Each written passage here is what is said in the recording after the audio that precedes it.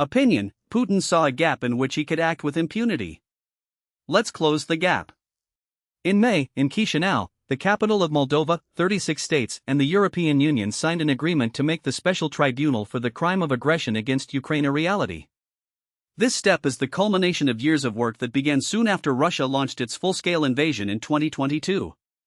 Since the trials at Nuremberg and Tokyo held after World War II, no court has adjudicated the decision to start a war. In the decades since, aggression has survived, recalibrated and repeated itself, despite a clear prohibition in the UN Charter, which legally binds all member states to uphold international peace. President Vladimir Putin of Russia, for one, seems to have concluded that there was a space in which he could act with impunity. This new tribunal begins to close that gap. It is begun as a response to one war, but the precedent it will set, that aggression carries direct consequences for the aggressor, will carry its own geopolitical weight. The International Criminal Court, the world's highest criminal court, has already issued arrest warrants for Mr. Putin and some of his top commanders for war crimes and crimes against humanity. More than 120 countries are members of the ICC, but the United States, China, India, Israel and Russia are not. It is highly unlikely that Russia would ever extradite Mr. Putin, or anyone else, to face charges.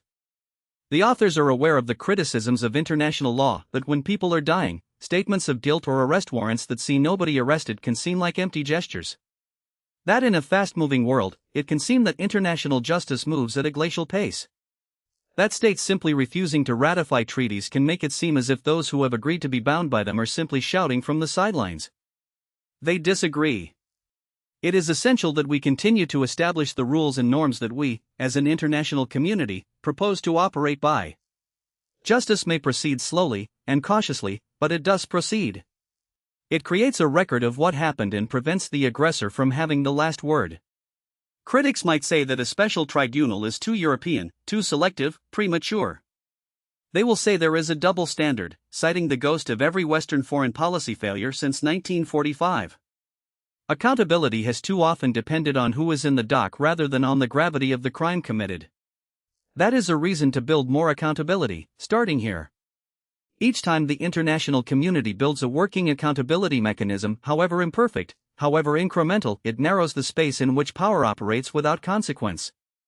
That's our look at the new special tribunal for aggression against Ukraine. Thanks for listening.